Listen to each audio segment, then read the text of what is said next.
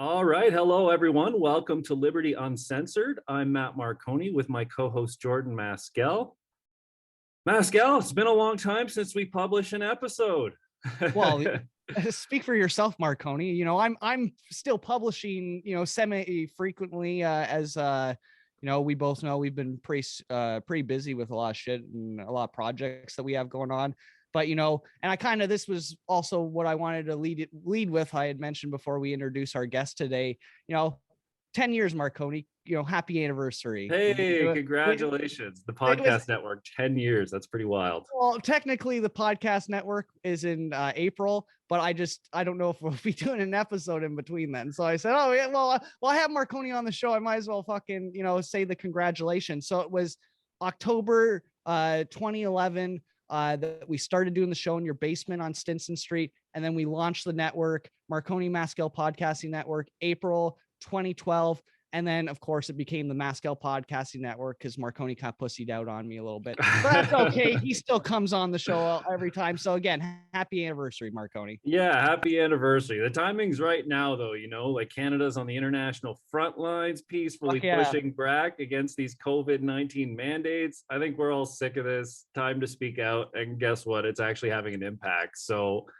listeners are probably aware the Ottawa truckers convoy story has gone global, where peaceful protesters are saying enough's enough, time to treat this thing as endemic and get life back to normal. It's been really awesome to watch this unfold here in Alberta and nationwide. I mean, there's no evidence that lockdowns work, which, is no surprise and quite the contrary. They're obviously causing more harm to people's civil liberties, economic and social lives, mental health. And it feels like more and more people are waking up to these facts. Here in Canada, provinces of Alberta, Saskatchewan, even Ontario now are in the process of eliminating the vaccine passport and ending COVID-19 mandates. More citizens of this once free country are coming to the conclusion that it's time we all make our own decisions as responsible adults and stop trying to impose our will on others. If you want to stay home, stay home. If you want to get endless vaccines, that's your prerogative. But let's not create a class of other citizens where basic human rights are being violated on a daily basis, where they're forced to choose between compliance or losing their ability to work, travel, and freely interact in the world. That brings us to our guest today. We're pleased to welcome Mike Kuzmickas. Mike is the CEO of Ichor Blood Services, a privately owned blood testing company based out of Calgary.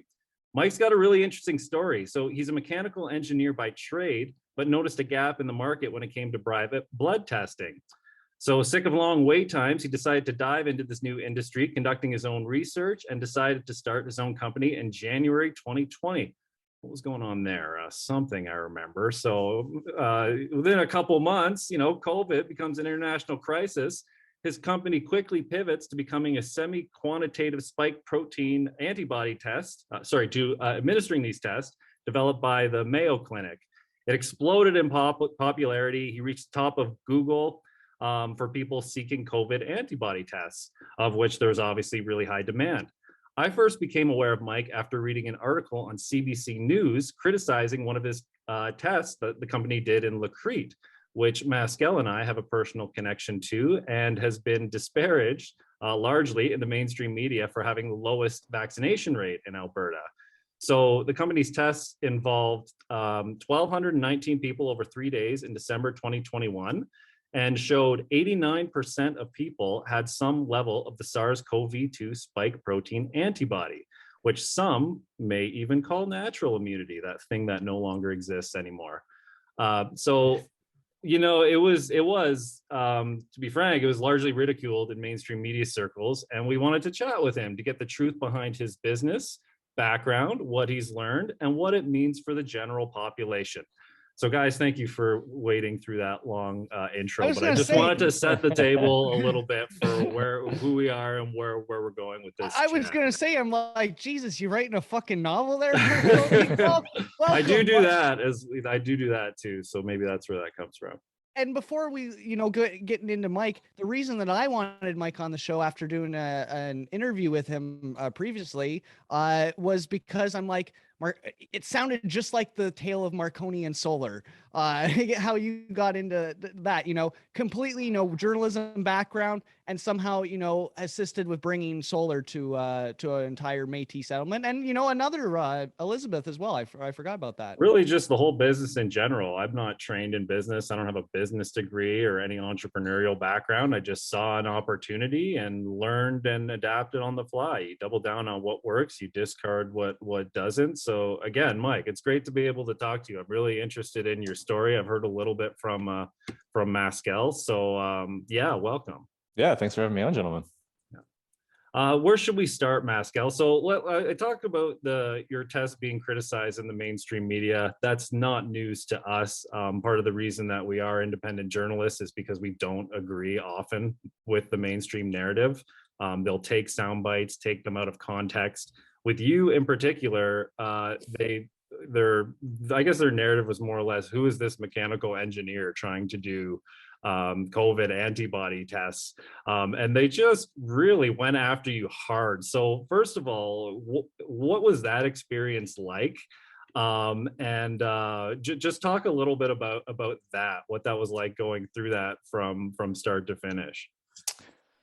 It's been a ride, because when I started doing antibody testing in April 2020, right at the start, it was the complete opposite, right? It was sort of mainstream National Post, Globe and Mail, front page headline. There's antibody testing going on. How great is this? People have the ability to see if they've had COVID and developed natural immunity, right? And this was before the whole vaccine situation showed up. So right.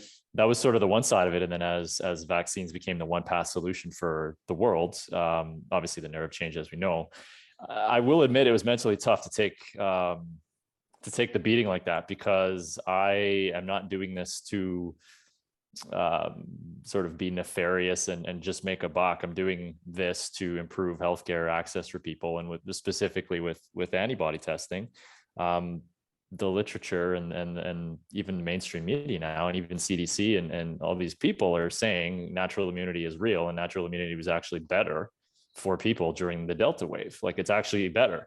And so to have, your country's mainstream media basically call you an ignorant engineer who doesn't know what he's talking about and needs to stay in his lane, I was quite taken aback and quite hurt, because I'm like, why am I the person who's talking this? Where's our epidemiologists? Where's our specialists that should be reading the actual literature? And when they say follow the science, where are the people that are actually following the science? How come I'm the target?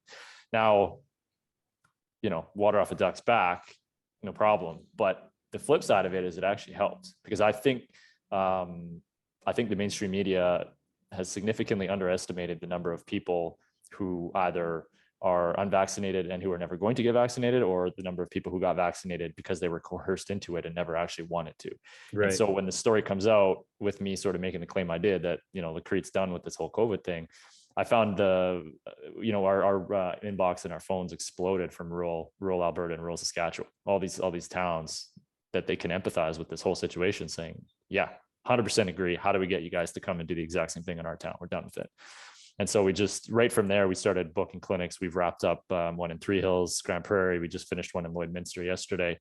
We have Drayton Valley coming up. We got Edson coming up, and then we have wait lists on our website there for Moose Jaw, Saskatoon. We're going to go back and do another one in Three Hills, another one in GP. So it really exploded. So I actually have to thank, even on my LinkedIn post, I said thanks CBC for the press, because it actually completely backfired on them and worked out very well for us. So it's hard, I would say, mentally to be, and I know there's a lot of people in my boat who do follow the actual science, and they've done their own reading and they're independent thinkers. It is hard to be the minority when you are right mentally. It's very difficult.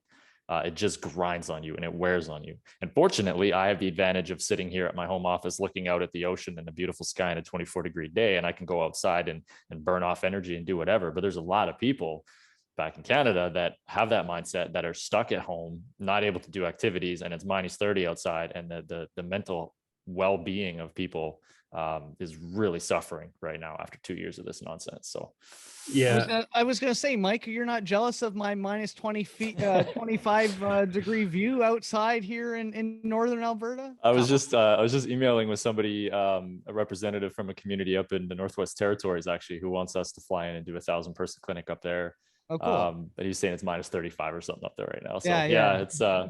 it's very nice. It's very nice.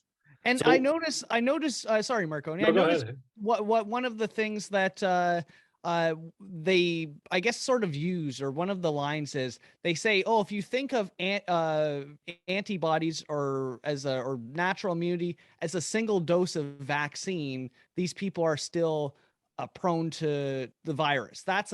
I'm paraphrasing, but that's essentially a recurring thing that keeps coming up. But who's to say that they know how much this natural immunity is? Because as we talked about before, Mike, there isn't really a marker of this is the threshold of, okay, you have this many antibodies, that means you're immune from. Of course, that number with the Mayo Clinic between 0 and 250, you said 250 was more. I just feel that the mainstream media kind of is trying to water down natural immunity and make vaccines seem like they're the be all and end all, and even better than natural immunity.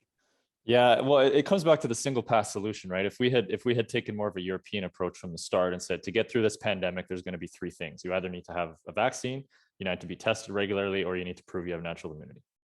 Right? Those are the three branches. That leaves the door wide open for everybody. There's no discrimination happening, right? If you haven't encountered COVID yet and you haven't been vaccinated yet, and then your third option is that you can, before you go out anywhere, you can do a test. And these rapid tests, like, they're cheap, man. Like, don't let anyone fool you. These things are insanely cheap. The government's giving them away for free. They're like, $5-6 resale on that. So the government's probably getting them for $1 or $2 a piece. So why you couldn't give tons of those to everybody and say, listen, if you haven't been vaccinated or you haven't done a blood test to show that you have some sort of natural immunity, just run a rapid test before you go out and be a responsible adult. That's how this whole thing should have been happening. But because they made the decision they made and they dug in so hard, to me, this was a complete political double down. The second they made the statement that you need to be vaccinated, you've left no room for any sort of ambiguity or negotiation. It is basically, it has to be vaccines, and anything that goes against that, we have to double, triple, quadruple down to crush that so that it's easier for us to control, right? The blood test thing makes so much sense. There were studies in the UK that showed when they included natural immunity blood tests with their vaccination rates, it was like 90-something%, herd immunity for the area.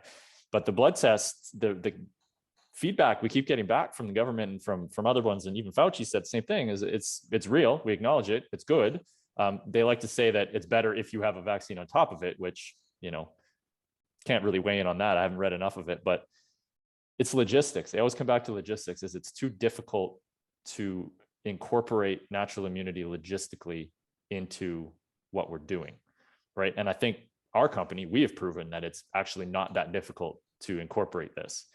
If you're able to set up these massive PCR testing centers, drive-throughs, and all this thing to get all these people through on a test, I don't see why you couldn't do the same thing with just swap it out and do big giant blood clinics. Everything's going to the same lab. They can run, 10,000 of these tests a day and pump out results and accept the results into the AHS Netcare account or to your pass or whatever, the same way you would with the vaccine. To me, it's a little more logistically tough, but not that much. And it would have saved us how much on testing and all this other stuff over the last 2 years. So it's very frustrating to watch from the outside. We saw, specifically on natural immunity, you saw in the last, I think about a month and a half ago, you had the CDC come out and admit that natural immunity was better than 2 vaccine doses during Delta. So for the statement they made on CBC saying, well, we consider if somebody has natural immunity to be equivalent to 1 dose. Well, no, the science says that natural immunity is better than 2 doses. Like it's better than being fully vaccinated. So why are you making a statement like that in a mainstream media publication to confuse people to think that natural immunity is bad? So you are pretty certain that the science says natural immunity is better at this point? Because I tried to look into that answer myself. I can't say I spent too much time on it, like 2 or 3 hours, but it was surprisingly hard to get an answer, because I know the mainstream narrative, as you mentioned, in Canada, is that 2 vaccine doses are better than natural immunity. I don't believe that, but I can't say that I've been able to really tell one way or another, because it seems sometimes really, really difficult to just find the data. What have you come across sort of in your own research and results and testing and comparing natural immunity versus a vaccine immunity? So the three sources I usually point to are a very early study from Israel, early in the pandemic that very clearly stated that natural immunity was better than vaccine-induced immunity. The risk has always been to get to the stage of natural immunity is the risky part. So if you're not vaccinated and you've never had COVID, that's the risk bucket for you. But if you are successfully cleared that threshold, you're better protected. The Israel study said that. There was a study out of Qatar 2 years ago or 2 months ago, said the exact same thing, that during the Delta phase, natural immunity was afforded you better protection than 2 vaccine doses. And then here I just Googled CDC admits natural immunity better than 2 doses. There's the CDC article, there's Reuters, Forbes. It's very well covered. It's pretty well covered now. That's during Delta, right? So that covers you to Delta. Now we get to Omicron. And with Omicron, the thing I point to is you have the president of Pfizer on camera during an interview, basically saying that the two doses of the vaccine against Omicron offers little to no protection. So people that are fully vaccinated without a booster right now, according to him, there's nothing. And he's saying a booster affords slightly better protection, but that they have a 1.1 vaccine coming up in March that's targeted specifically for Omicron. That was from the horse's mouth, right? So I'm looking at it saying studies have shown natural immunity is better during Delta. I have the CEO of Pfizer telling me the vaccines are useless against Omicron, but there's a booster coming out in March. So for this whole mandate situation and people saying, oh, we've got 90% of eligible people vaccinated, I'm like, no, we don't. Absolutely, we don't. You need to consider natural immunity. And then the studies that I referenced from Israel and Qatar, they also in there state that natural immunity is significantly more robust and flexible than vaccine-induced immunity is. So that's very in specifics, whether it's Delta or Omicron, it's much more robust and reliable than the vaccines are, which are targeted towards that specific sort of initially that was the initial Wuhan strain, right? So all of the science, all of the with people that say follow the science, like I am following the science. You're following what CBC is telling you. I'm following actual science, and science is telling us that natural immunity is very good, and you should be celebrating people that have natural immunity in our communities now, not putting them in a corner. It's complete opposite, right? It's very frustrating. And the boosters too. I read a couple articles, not from the CBC, of course, but essentially they said that I guess it deteriorates the strength of it. 5 months later, you're down to like 33%. It's like, why fuck even bother getting it at that point? I kind of would welcome, because Marconi and I, it's no secret. Well, I guess it is a secret because Marconi hasn't done a show in so fucking long. But we're both we both got the vaccine. We both had to get it because either seeing people that were immune compromised or not being able to go on the plane and stuff. So it wasn't like we jumped at the chance. Oh, I want more needles in my arm. Shoot me up as many times, government, so my arm looks like I have track marks like a heroin addict.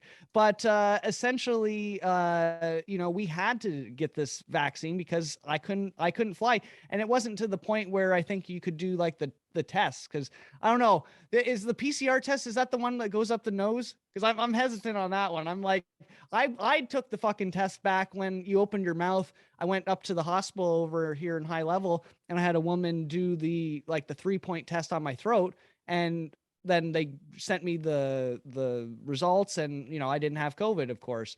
But also it was kind of like, okay, I wanted to show people that, okay, this is a way to get tested.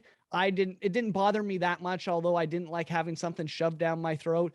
Like all these mandates. But essentially then they switched it to the one with the nose, and I look at like myself and the old man, and I say like, you gonna get that test? And he shakes my head. I'm not fucking putting that thing up my nose. So there's a lot of people like us too that we got vaccinated, but I don't want to take that fucking test all the time. You know what I'm saying? But I also don't. I also don't want to get more needles, right? Like I got the 2, and I'm like, okay, now, for the flu, we didn't get for years. I guess you did if you got the flu shot, but I never got the flu shot before because it was just this fucking flu. Every time I got the flu shot, I'd get the flu. Honestly, I get knocked out for like 8 days with flu symptoms. I'm like, what was the fucking point of that? I heard that from people, and that was one of the reasons. I just stopped getting it. I haven't got it in a bunch of years, and I haven't been sick during flu season for a number of years.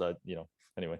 And because I think what the media does is it's like, we know what COVID, so COVID, we can all agree COVID is something. COVID is some sort of flu, but I don't know the technical term for the common cold. I don't know the technical term for the seasonal flu. We just know it as the seasonal flu. Now we know what this is called, COVID-19 or something. So then they can build it up and build it up. Oh, we're starting to get a little bored with COVID-19. Hey, throw Omicron in there. Here, we got the sequel coming up. There's going to be a new thing in fucking May, I bet. In the summer. Oh no, it's the virus is lower down in the summer, and then they'll ramp it right back up in the fucking fall, right? So yeah, I mean, you put a label or a name on something, right? It's easy to control. I mean, with the boosters, I just, as we were just chatting, I Googled some of my own research again, and same thing, Reuters and Bloomberg, like legitimate, what I would call mainstream media, that you Google it, and it's all it's talking about is EU drug regulators warn against overuse of boosters. They frequent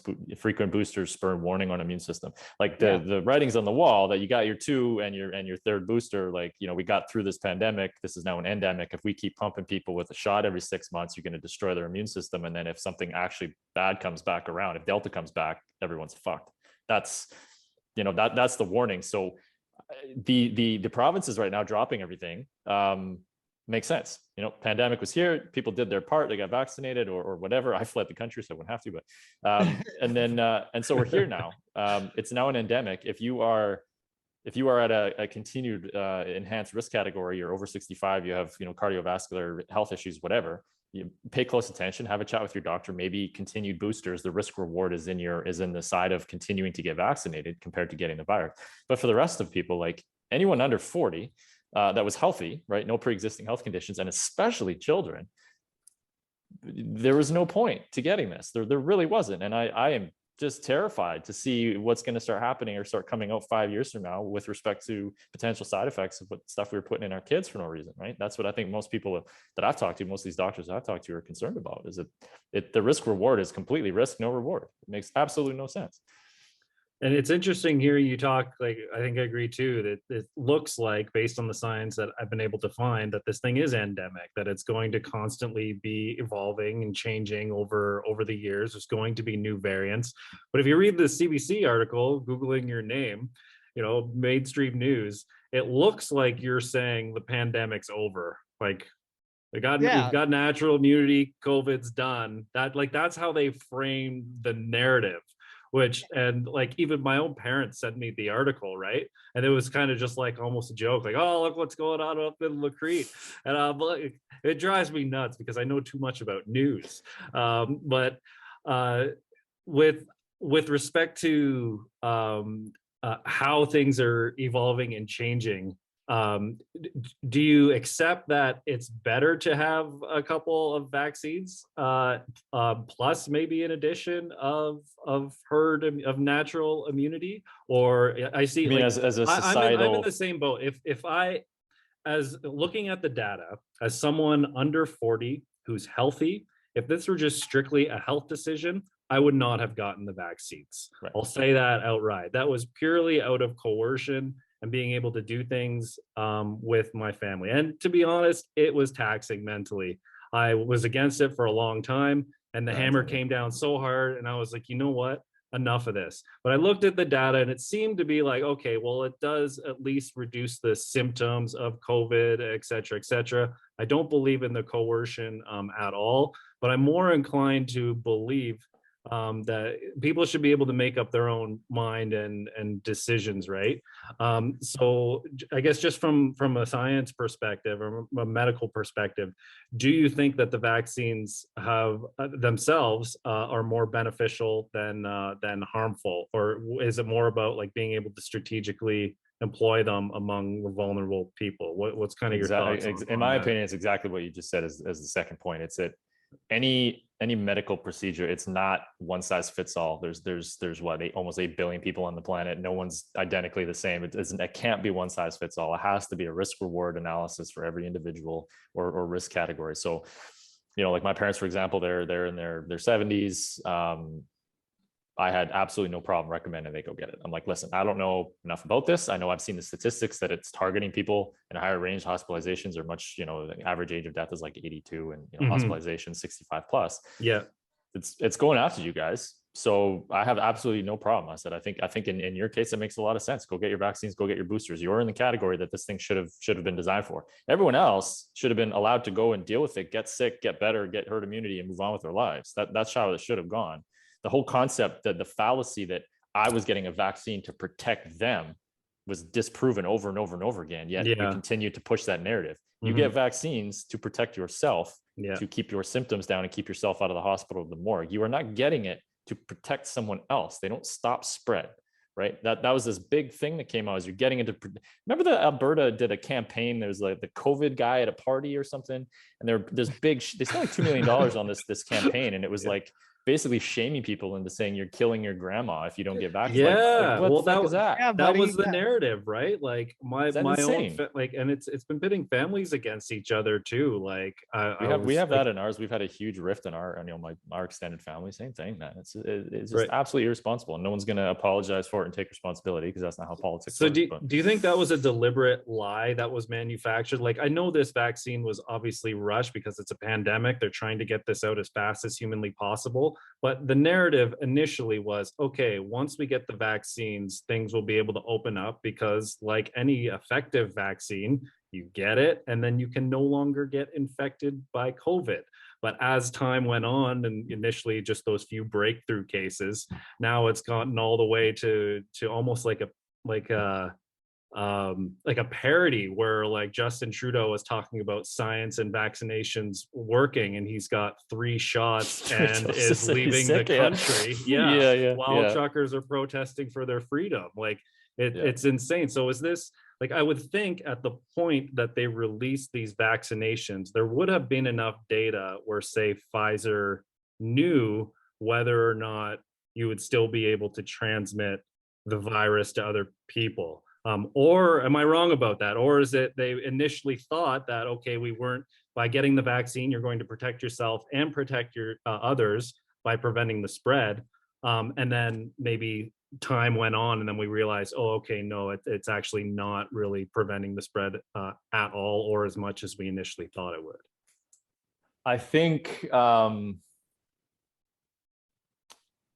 my thoughts on this, given that I've seen the breakdown of the Pfizer trial data and how you can lie with statistics and stuff, I think they were able to meet the bar for proving that this was a product that was more beneficial than not, and so that's how they got their FDA EUA approval. So even if you can improve symptoms by like 2 or 3% or something, you're going to get approval for the product. To me, I don't want people to underestimate how much of a cash grab this thing was.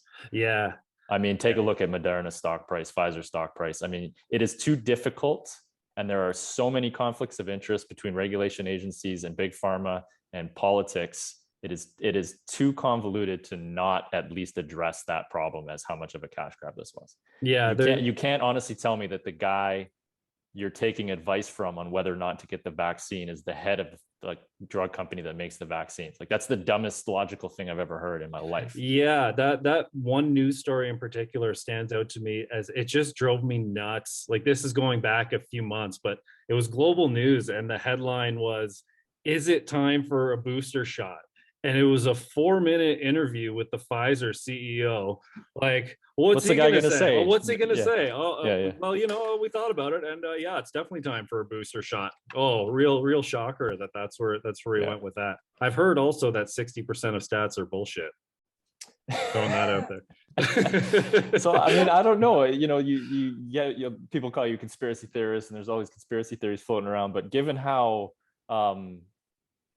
you can't unsee that the exact same catchphrases and talking points get repeated globally by all the world leaders. You can't unsee the fact that we are here. All the provinces have basically said this thing's over, yet Trudeau is doubling, tripling down, trying to push this through. It just doesn't pass the sniff test. You don't have to be a conspiracy theorist to at least question, like, what are maybe some of the main motives behind some of this, right? It surprised me when I'm torn on Kenny. I can't figure it out. I really can't, because there was that time early where he basically came out with Hinshaw beside him and said, "This is now an endemic. We're done." And I was like, great. And then all of a sudden, flip-flopped, and it's like, pandemic's back, double crank down, and everybody needs to go get vaccinated. Oh, and we're gonna and do kids. And I'm like, Like, what happened there? How did that flip so quickly? The other part that really bothers me is how the PCR test and cases have been the defining metric for success or failure, right? Yeah. So the second you have a vaccinated person who you're considering fully vaccinated, the second you have one of those people test positive for COVID, the metric using positive case counts for anything is null and void. It's irrelevant. It should not matter, because you can have 100% vaccination population and have case counts through the roof. Mm-hmm. So continually to use case counts during waves to dictate policy and force lockdowns is insane. You have your fourth wave, but if you compare the actual like hospitalization and death curves and you look at them, it was basically flat. So you're saying, oh my God, cases are through the roof. We're trying to get ahead of a potential healthcare system crash. Like, wait a minute, if 90% of people are vaccinated and case counts are through the roof, why are we still using case counts? Mm-hmm. What is that? And so the whole government response to everything just has confused me right from the start. And now he's back to saying, you know, we're done with this in an endemic. But I'm like, ooh, you said that before and you flip-flopped within like 2 weeks. Is this another flip-flop that there's going to be, you know, another reversal coming? Like, what's just the lack of consistency, the lack of leadership? I think that's what's ultimately driving people bonkers, regardless of what side of this you're on, vaccine or unvaccinated. Like, this is the worst leadership I've seen in my very young life, 37 years old. This is horrible, horrible political leadership by everybody, to be honest right now. People just want answers and they can't get them. And the whole thing too is this whole time they've been saying, oh, to keep people safe. So if you were against or you questioned anything, oh, so you're not for keeping people safe? And that whole, you know, you can be you're for killing grandma. Exactly. Yeah, if you're not pro-vaccine, you're for killing grandma. Yeah. It's like, that's the most polarizing, irresponsible right, garbage and you're I've ever heard. guilty until proven innocent. Right. If I'm not standing over grandma's face, or, you know, with a pillow and holding it like that, you know, I'm not for killing killing the elderly.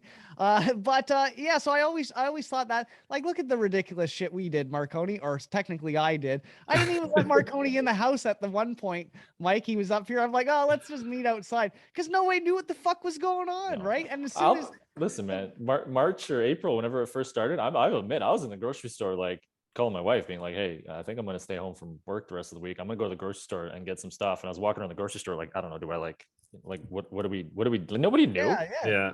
Right? Nobody knew. Your initial response is to always be, everyone's conditioned due to science fiction movies and TV and Netflix to like Contagion and all that shit. Like, people are conditioned to take that shit seriously. Right? When it happens, you're like, oh my God, I saw this on Netflix. And you immediately default to like, the world is fucking collapsing. I watched it 2 weeks before fucking the pandemic. But then 6 months goes by and you're like, where's all the bodies in the streets? Where's this is not what happened on Netflix. There was like bodies piled in the streets and mass graves and stuff. And like, what are we talking about? Anyway. No, and I just and some of the stuff too, and that was like the whole thing that people shit on the Rebel. And you know, they do have some good journalism, but when they said COVID free, again, nobody's never going to be COVID free, because COVID's just with us now, like the common cold and stuff. But because because we've you know, become conditioned where, you know, back in the day everybody was listening to the experts and all this shit, and now everybody pretends that they are the experts because they have access to information. We have our I'm looking for my phone. I'm like, where the fuck is it? Oh, it's on the ground. But anyway, the phone is such a powerful tool. It can be so positive, it can be so fucking negative too. You look at like some of the stuff that they have going on right now in pushing stuff with the truckers, for example, and the condescending tones that the government has had this entire time. You know, you have a whole bunch of people. It's not just truckers now. It's a lot of different, you know, groups and people who are sick of the mandates and sick of, you know, restrictions.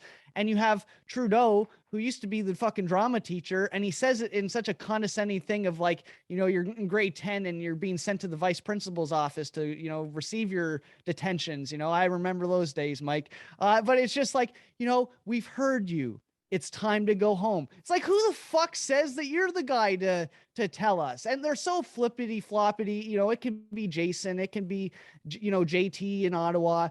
I don't know who ever wants to get into politics, and they're just like, because I've had this conversation with Marconi.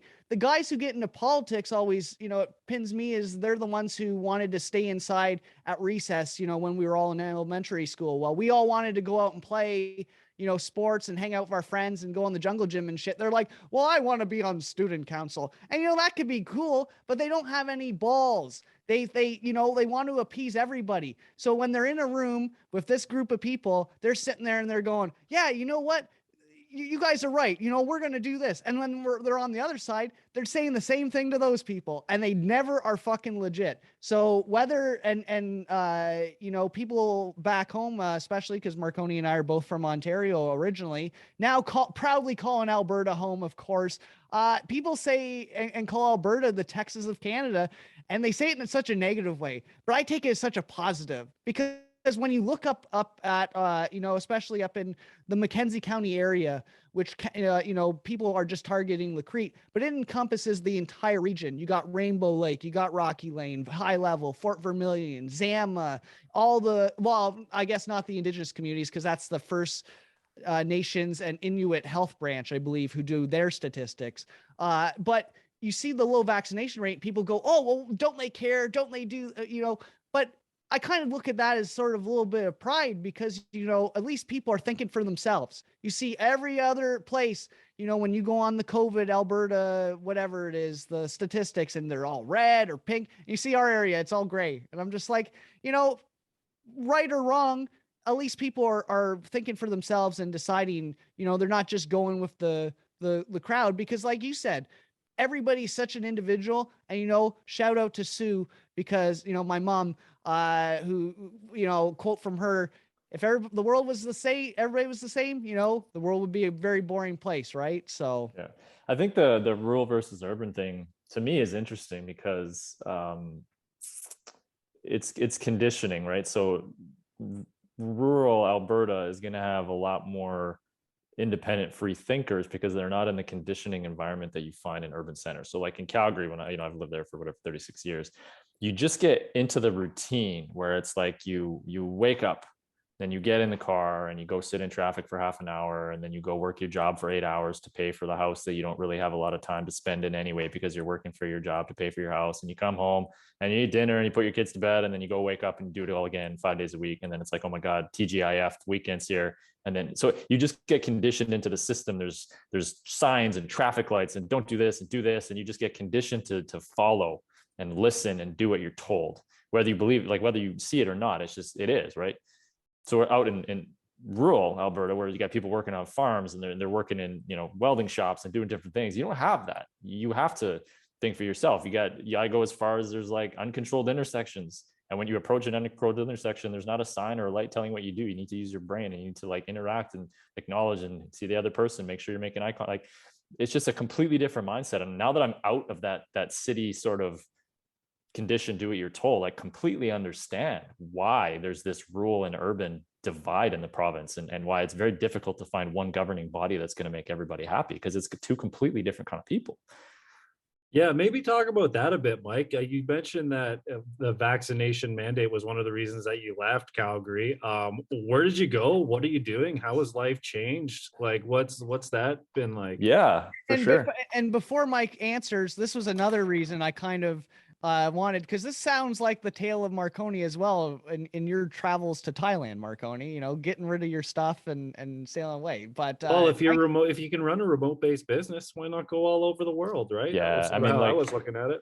We are incredibly fortunate that we have Ichor, because my wife and I, both being unvaccinated, both being in the oil patch, the way things were going, I mean, you've seen Shell Scofford and stuff back off, but the way things were going, we wouldn't have jobs. Like, we had to work, right? So then what do you do? So then you're back into this coercion thing. So we count ourselves extremely fortunate that we're in the position we are, and that I can run this business from anywhere. But our story is, we basically October 20th, basically sat down and had a conversation, because the first round of the travel restrictions was supposed to take place October 31st or October 30th. And so it was basically a case of, do we commit to staying and riding this out and hope that we're wrong, basically, or do we just get out and take a look at this from the outside and see what happens? And so at the time, we had sold our house about 8 months prior. So we were renting a house, we had a lease vehicle. my wife was on mat leave from work and I had my business. And so we basically, in a period of 10 days, packed everything up, gave the keys back to the landlord and said, if you can rent this out, so we're not on the hook for double rent, please do. But otherwise we understand we're on the hook for double rent, basically. The used car market is so insane right now due to chip shortages and global supply chain problems that we basically gave the keys back to Volkswagen. And they terminated the lease, which is unheard of. I mean, usually your lease buyout penalties are like thousands and thousands of dollars. They're like, yeah, no, I'll take that back from you. I got like 6 people ready to buy a car right now at that price. Yeah. So walked away from the car like all that, put our stuff in a C-can. It's sitting in storage right now. Hopefully we get it back at some point. We just came down here to Say Lead on a one-way ticket, and we'd never been. It's just a lot of people we've talked to are like, oh, Say Lead is a great place. A very huge expat community. They got schools there. You don't really need to know Spanish to get by. And so we just came down, found our feet, and absolutely love it here.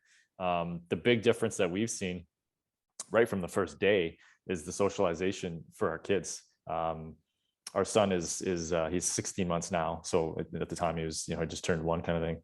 And already you could start to see he was withdrawing on himself because, the inability to go to like baby classes and socialize. A lot of our friends had turned on us and they thought we were the bad guy and we were, harming society. So our circle had gotten very small almost to us. So we were kind of just like stuck in our house, not talking to anybody, and he was starting to withdraw on himself. Our daughter was doing the same. We come down here and we're driving around in golf carts, waving at everybody. And he immediately, he has opened right up. He has no problem letting strangers, walk him around. He's has a fantastic life down here. So just seeing his development is 100% worth that decision. I'd go through anything just to be able to give that gift to them. So they're down here now. They're happy as pigs and shit. I was hoping that we would be able to go home April 20th, April 25th, go home, spend the summer up there because I love Canadian summers. And then the plan is to be back here every winter, basically, is to try and snowbird this thing.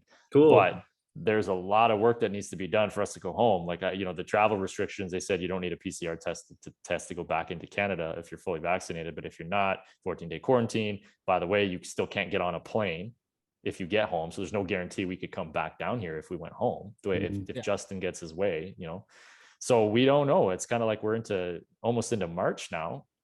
We still don't know if we can come home because I'm not going to come home to be allowed to do nothing and be a second-class citizen and not be able to leave. That's just not happening. Absolutely. Yeah. Well, that's the beauty of rural too out here. 45 minutes. Marconi knows the beauty of the Chinchaga River. I take my kayak, Mike. I throw her out on the car. 45 minutes out of town. You go out for a little paddle for a few hours. It's just it's so nice to go from, Marconi and I graduating in when did we graduate? 2012, wasn't it, Marconi? Yeah. Yeah. 2011. And so, something like that. And then I proceeded to live in Hamilton, the city, for I don't know how long. And then Marconi making, having the fucking balls to move out here first. Then, I kind of mentioned to Mike a little bit of our story of me being the best sale you ever made because it took 4 years. Marconi was very consistent and he's just like, come on, Maskell. And I'm like, fuck you, Marconi. I'm not moving out. And then finally I moved out and it was the best decision. It's so beautiful out here in the summer, really all throughout Alberta. With our experience down in like the Bonnyville area and stuff, I still would like to go explore Drumheller and see some of that dinosaur stuff. So maybe this summer, Marconi, we'll go down there with the kid or something. Yeah, it almost sounds like you're in line with the truckers there, Mike, where you're waiting for the mandates to be lifted. Like, is there what in particular are you looking for in order to feel comfortable coming back home? Like, I can tell you, being here, the narrative is shifting. Like, even Doug Ford, he pretty much came out yesterday and was like, look, I was kind of coerced into following this, but people are sick of it. He went on like probably his first honest rant that I've ever seen him do, where he's like, this is enough is enough. It's time to live as if this endemic. So it seems like people are opposed to these mandates, but as you mentioned, Trudeau just keeps doubling, tripling, quadrupling down. His ego can't handle a loss. He can't exactly. His ego can't handle a loss. And so if he truly reads the polls and sees that he would get like 13% of people supporting him right now, he's already lost. And so the problem that all Canadians face and why it's so dangerous is that he will ride that ship all the way down at the fucking bottom. At this point. Yeah. Right. So people need to be careful. What I want to see, I just want to see policies reflect the science. Like, there should be no reason for forced anything at this point. There's no reason. A QR code is useless right now. So why are you forcing me to present to one to do anything? Right. To disclose personal medical information to the waitress at Joey's so I can get a table is fucking insane. That's absolutely Tell me insane. about Let it. alone get on an Yeah. airplane. Like, Yeah. Oh, right, come so- on, you guys. You don't like sitting around the booths with plexiglass? Don't you feel safer? So Fuck, that's what I want. I'm waiting for I'm waiting for the same thing as the truckers, right? Like, I want to be able to pretend like none of this ever happened and not have a QR code and you know, social credit system looming over us and all this nonsense. I just want to come home. That's it. And then until that happens, I don't know if I'll be able to, because like I said, I'm not going to come home and put my family in a position where we can't do shit. It Mhm. just doesn't make any sense. I think that's something that a lot of people don't know about or really understand what it is. But I'm on board with you that the vaccine passport is a step into the social credit system. What is that as you see it, and what would be your concerns with something like that? Yeah, so the social credit system, the theory behind it is that the population of the earth is getting so overpopulated, and there's so much going on that we are going to, you know, and this is where it's interesting to watch how the climate change topic gets paralleled with all this.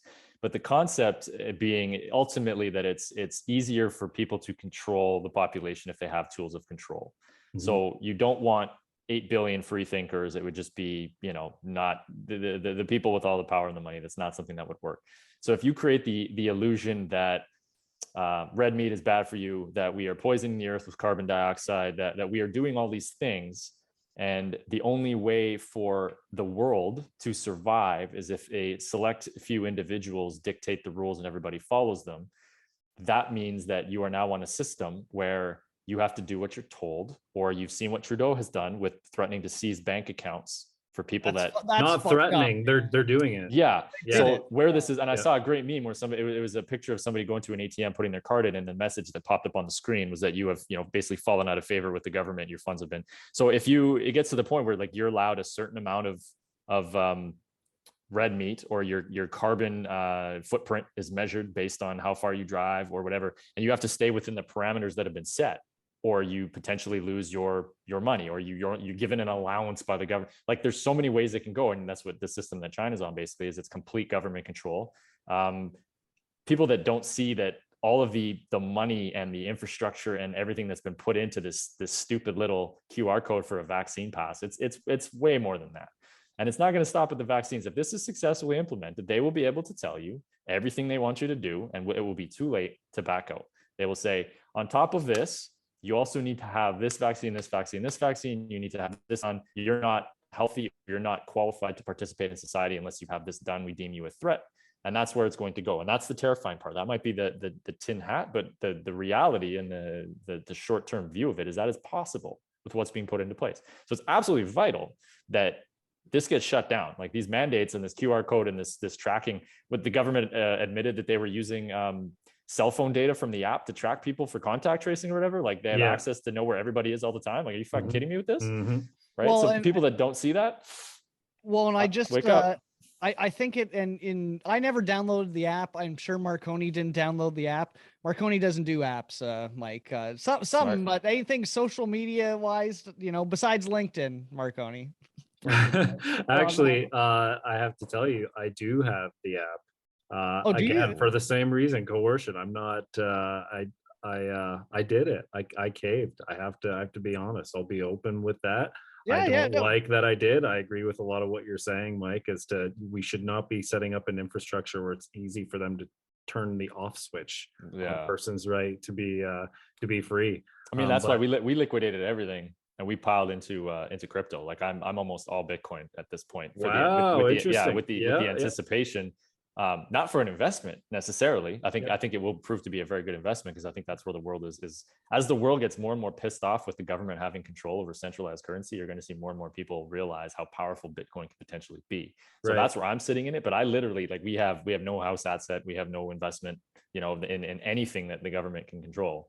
And I'm actually in the process of doing my private pilot's license, because I saw how quickly they can take away my freedom of mobility overnight. Oh, cool. And so I want the ability to at least fly a plane across the border or something. And so I'm doing that as well, right? Like, this has been an extremely eye-opening thing for me. I was a hardcore. I voted Trudeau in on his first term. I did. I voted him in. I voted Liberal. I was all about weed, man. That's why I voted for him. I was all about, you know, his social policies and equality. And I was a CBC guy, and I thought Trump was an asshole, and I was a huge Democrat and all this stuff. And then all of a sudden, 2 years ago, what happened. And as soon as you start to look down kind of the rabbit hole and you start to go down that hole and you start to realize all these things that you were being told were irresponsible and conspiracy theories and lies, and they start to just be proven as true, you're like, holy fuck, like, what do I have to reevaluate now? Like, is chemtrails a thing I got to look at now too? Is the world round? Like, what, everything you believe is being shattered, right? And that's so hard for people. Yeah, that sort of brings up an interesting topic too. You know, And before, yeah, go ahead. Mark, the only thing I wanted, just because I wanted listeners and viewers to know, so it was Canada's public health agency, and it tracked 33 million mobile devices during the initial lockdown. Yeah. Sorry, I brought that up. I wanted to, because I wanted the scope of that, because, you know, some people, they were only looking at, you know, Jimmy and Sally's phone. Yeah, no, 33 million devices. Sorry, Mark. No, that's okay. I was going to say, you know, having a background in journalism and someone that's obviously interested in finding out what the truth is, you know, I've been doing that for years and years and years, really 10 plus years now, going back to our college journalism days. But I have noticed, and I'm telling this to everybody that I connect with on this topic, it's becoming, in particular in the last 2 years, I'm finding it harder and harder to find factual information. Like, usually you'll verify from 2 independent sources. There's sort of a little process that you go through, but in looking at the going back to the vaccine versus natural immunity, like before, you could usually find some of these studies pretty openly. Now they're getting buried further and further down the search results. And I'm not sure if you've seen the Netflix documentary, The Social Dilemma, but it's really fascinating in that we're essentially constantly being fed streams of our own biases in order to manufacture outrage, reinforcement bias, to capitalize on our attention, so that attention can then be sold to advertisers. So the information that we're being fed is constantly inaccurate, and it's manufactured that way by Facebook, by Twitter, by YouTube, by these major companies, because they're looking to capitalize on our attention. So I just kind of wanted to throw that out there as sort of an idea. I think the most dangerous thing that happened that I don't think people really recognize or remember is during the Donald Trump presidency. He's obviously a Twitter trolled, first Twitter presidency in history. But sure. The second that Twitter deplatformed him, it opened up the door for Twitter and Zuckerberg and all these guys are now the gatekeepers of what is fact and what is truth. You've completely destroyed free speech. Mm-hmm. And so now with this thing, right from the beginning, you've had very legitimate, very published, credible doctors. And all they've said is, we should probably take a look at this, or somebody needs to take a look at this, and deplatformed, conspiracy theorists, misinformation, you're gone. Yeah. So how do you expect people in the world where you're just doing this on your social media with reinforcement bias, how do you expect people to have a balanced opinion or a balanced view and be able to make decisions for themselves if you've taken away the entire other side of the equation? They don't even know it's there. Right. And that's the problem we're having, is people are like, where are you referencing these things you're saying? What are you talking about? And I'll pull up the sources and send it to them. They're like, well, I've never seen that before. I'm like, of course you haven't. It's because you use Google and Twitter on your your CNN accounts and stuff. Of course you've never seen it.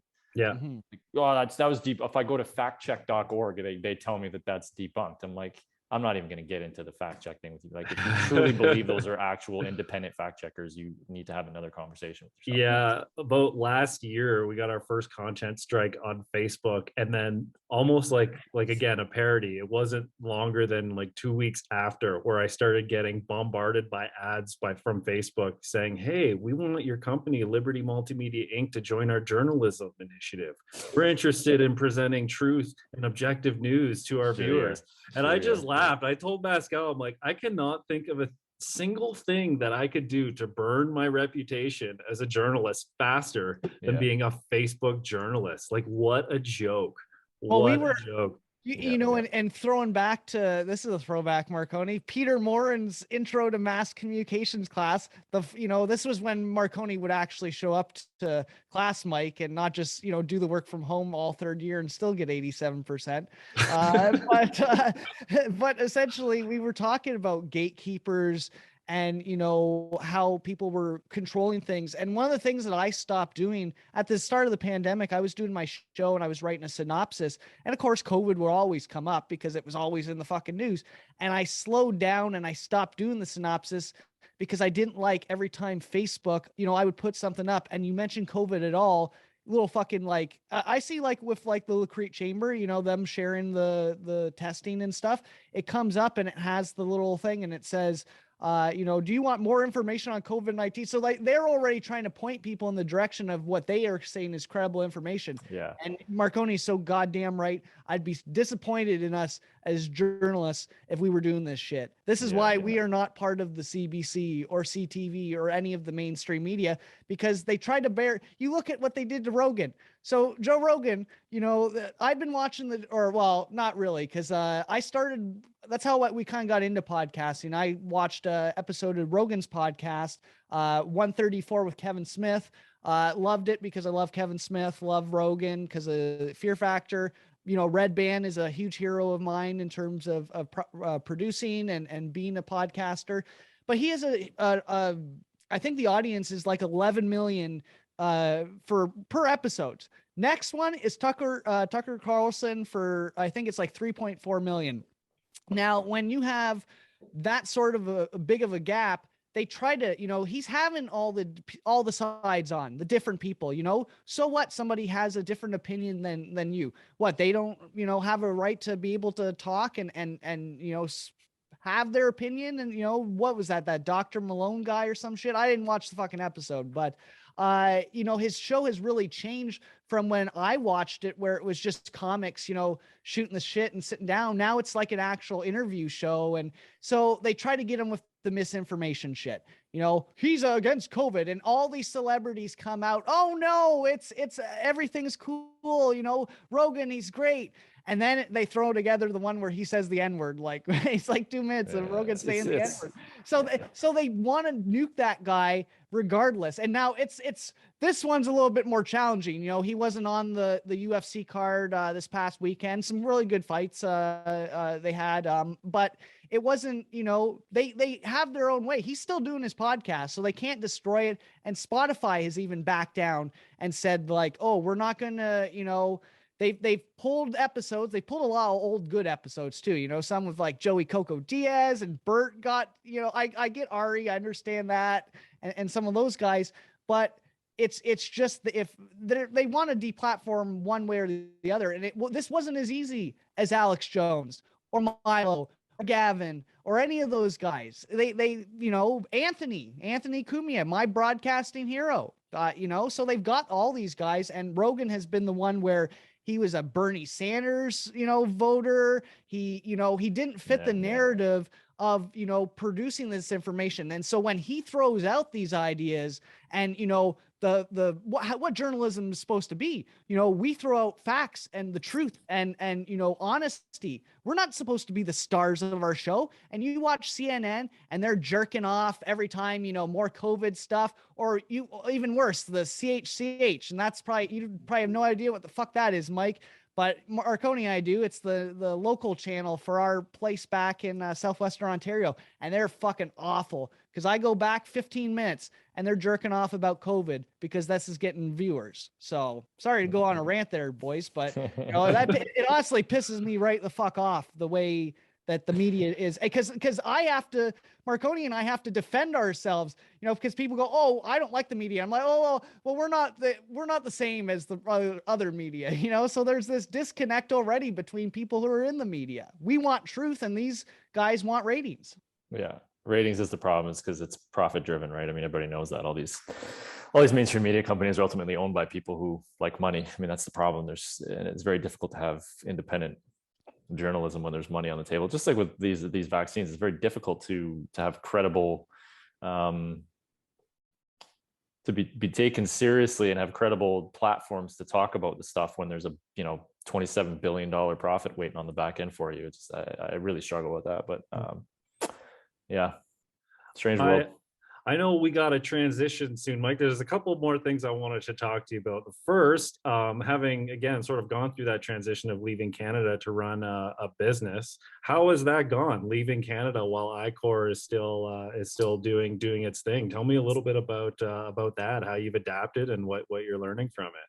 Yeah, I mean, it's gone incredibly well. We have a very talented management team back home, very driven people. They have the Ichor factor, as I call it. They get it. They know what we're trying to do. So a lot of the times your commander in chief can often get in the way if he's muddling around in operations anyway. So my job in the last sort of 6 months has really transitioned to putting the right people in the positions to run and provide this sort of strategic oversight and guidance and try and figure out where we're going next. So obviously for the last 2 years, 98% of our revenue has been COVID, right? So now it's like the last few weeks is like, okay, now what? And so we've had this big effort where we're repositioning, right? We've rebranded the company, we're Ichor Health now, and the type of testing we do, COVID's still there. I think COVID testing is going to be around for a while, but it's more about like, hey, we have access to private blood tests that may be difficult for you to get through the public system or may not be available at all. So if you have family history and you're concerned about, cholesterol, come do a cholesterol test. If you're feeling depressed, tired, feeling weak, come do a testosterone test, pay for it out of pocket. Hormone testing, cardiovascular health, D-dimer testing, ceramides testing. So we do all this stuff now. And that's that we've pivoted into, and we're going to be transitioning to that here over the next few weeks. But the idea is, and our new slogan is take control of your health. The idea is just that people have the ability to not rely on our really shitty public health system to do things for themselves and you pay for tests. And if the results raise red flags, it gives you some ammo to go have a conversation with your doctor and have some follow-up testing, right? So it's been great team. I still probably work the same amount down here that I did before. I just get a much better view. But I mean, technology, the last 2 years, the world has transformed, right? This whole thinking you're going to get the same workforce willing to go back and work a 9 to 5 in a concrete barricade downtown. Yeah, good point. Days are over. No, man. Yeah. Too many people have seen the other light and they say, hey, listen, I worked from home for 2 years and my productivity did not change. I will find an employer who's willing to allow me to work from home, flexible, multiple times a week. I can go in or stay home or whatever. But the whole 9 to 5 corporate mentality, I just don't see it surviving anymore, which means there's going to be a lot of downtown Calgary real estate vacant because you just don't need that much space anymore. Right. Yeah. Well, good. We all have that too, because, I think we're all business owners in our own right. And I like being able to have that flexibility. And we work harder now. It's easy to go into a 9 to 5 and have somebody tell you what to do. So much more work to be a business owner and an entrepreneur, for sure. Yeah, and good for you adapting, Mike, because I recently got last year I got my first blood test, I think ever, and it was a month. Wow. Yeah, it was a month. I don't know, it's bad enough, but anyways, it took a month and a half until I could get an appointment with Dynalife. And it's like, really? Like, just for someone to stab you and take a little bit of blood and analyze it? That's how long it takes? Fortunately, my longtime girlfriend is a nurse who was able to do it and then send it to her lab. But yeah, that I was really surprised that it took a month and a half. So when Pascal told me what you were doing, I'm not surprised it's successful, because mine was obviously on an emergency case, but I mean, people need blood tests and it should not take as long as it does in the public. No, I mean, you go down to APL in Calgary, and depending on where you're going, I mean, it could be a 45-minute line out the door. And if you can get an appointment, it's 6 weeks down the road. And so, the ability, people don't really know about us yet, that whole concept, but you can basically come to our office, pay $50, bring your rec with you. We'll draw your labs and we'll drop it off for you at APL. It's basically a skip the line service. Most people don't know about it yet. We got to put a bunch of advertising into that, but that's what we're trying to do is just bridge this healthcare gap. And if people think that we're coming out of a pandemic, a 2-year pandemic, better with a better health system than we went in, I mean, sorry, not going to happen. Right. So there's going to be a tremendous opportunity, I feel, as this healthcare delivery model that's been changed forever, as that transforms, there's going to be a lot more abilities for private companies to come in and pick up little niche pockets to help out with a lot of that stuff, right? I hope so, because I'm sick of that narrative of, well, healthcare systems overwhelmed, so let's double down on the force and the restrictions in order to protect the people that we're firing for not getting their vaccines. Wasn't it you, Marconi? We were talking one day. I think it was probably on one of the shows, the Pascal sessions, of course, on Mascal Podcasting Network. But he goes, we have, a lack of beds, what they say. Can't we just get more beds? Like this equipment. Well, can't, and after 2 years, still throwing that fucking nerve. I can believe the first year. Toilet paper, goddamn. I remember how hard it was to get that shit. But to go to with the equipment, the beds, like if we need the space, like can't we build like I some think of that the was houses? that was I think what that the was fuck? Kenny's thing, was that they were supposed to build out ICU capacity to 1,000 beds or something like that. Yeah, by now, and they're still only sitting at 300 something, right? So the capacity is one thing, but people need to understand, and I really get into heated arguments with people about this, is that we have a poorly publicly funded healthcare system that is not designed to run at like 25% capacity. You are trying to optimize costs on that, and you're trying to run that thing at or near capacity at all times. You don't want to be paying nurses to sit around, do nothing. You're not paying beds to sit empty. You're running that thing at or near capacity. And the JCCF did a Freedom of Information, and they found the utilization of hospitalized beds and ICU beds for the last like 10 years basically hovers between 80 and 100%. Just bounces around. That's right. Yeah. Right? I've seen that. And so well. all of a sudden you introduce something like COVID that has a higher hospitalization and mortality rate than influenza, and you get even a slight increase in hospital traffic, your system's in trouble. It doesn't take much. It's not like this was this big thing and oh my God, it's like the hospital's already run at 85%, and all you need to do is add a little bit more and the glass overspills, right? And that's what people don't understand, is it's not like these things are empty. So I don't know, man. I don't know. So let's add, this is a funny segue when it comes to personal health and transformative behaviors, but I think you'll find this interesting. Back in 2010, I wrote my last paper in journalism on the positive effects of psilocybin mushrooms as administered in a Johns Hopkins University study.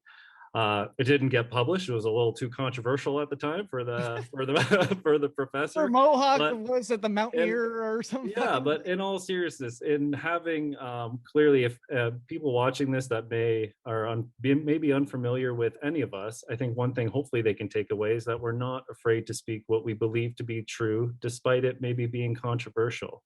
I can say that personally, I have certainly benefited mentally and physically from microdosing psilocybin going back 10 years. It's been proven to alleviate symptoms of depression and have all kinds of positive benefits when done responsibly and in the right way. Jordan sent me a video that you put together on the similar topic. So I thought there's no way we can end this without bringing that up. So if you wouldn't mind, please tell me about your experiences with psychedelics and how they have helped in your own personal health journey. Yeah, absolutely. I got a few minutes here.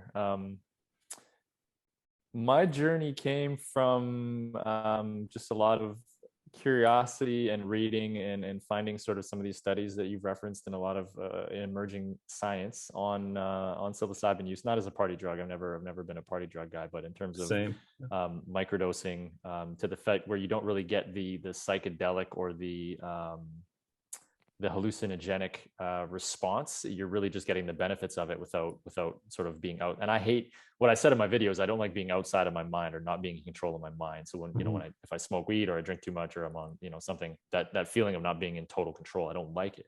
And so what was appealing about psilocybin microdosing, at 100-gram dose, is basically it allows you to have all the benefits of it without that loss of control. And for me, Ichor honestly came from within about a month of me starting microdosing. I just, Limitless with Bradley Cooper. Yes. I mean, that shit turned my brain on. Like I could not believe it. It completely turned my brain on. I could focus. My creativity went through the roof. I was just a happier person. And I sort of ran out of, since I come down here, I haven't been able to find any good stuff, but incredible. And so I'm hoping either Friday or when I get back from my other trip, there's a lot of plant medicine people in Sayulita. It's what it's about. It's just a very big health conscious community. And so there's a lot of plant medicine ceremonies. And so one of them is a psilocybin basically big hero trip. And from what I've been reading from Paul Stamets and from all these other guys is that there's actually a physiological change in your brain. If you go on a big sort of psilocybin trip, it allows, brain tissue to regenerate, new neural pathways grow, your creativity goes up, a lot of that. And if you have any trauma or PTSD or anything like that, like it greatly improves that. And so this will be my first time trying that. And I'm very curious to see sort of how it goes and how I would come out of it. I've had friends do it and they said the benefits of it are absolutely outstanding.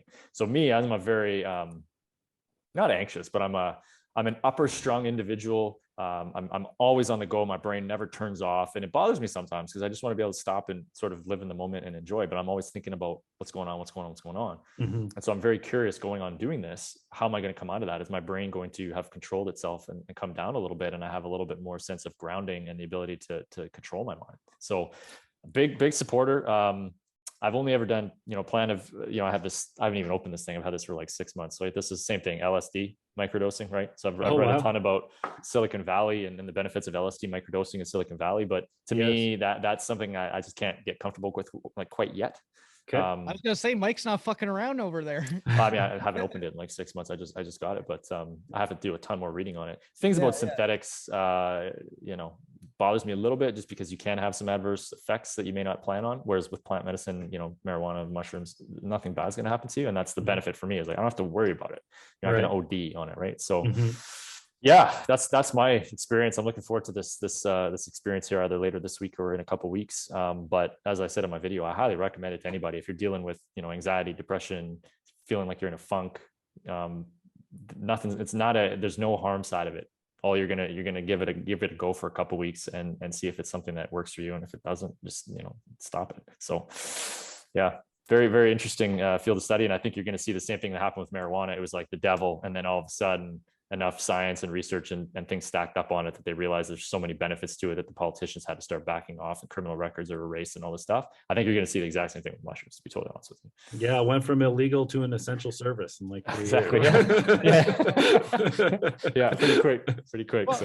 Well, thank you so much for coming on the show, Mike. And I think I could speak to for Marconi when I say, come back on the show again, later on down the road. We'd love to have you back on. It was a really great conversation. And what plugs would you want to throw out there for the audience and let them know where to find you, where to check out your stuff? What would you I appreciate it. I mean, everything that we do, you can go to ichorblood.ca. So ICHOR blood.ca. So that's our main landing page. You can get a hold of customer service from there. We have a live chat feature, but we have our pop-up clinics that we're thinking about going to, listed there. So if you're in, the Moose Jaw, Saskatoon, Peace River, any sort of communities, put your name on the sign-up list to give us a little bit more reason to come.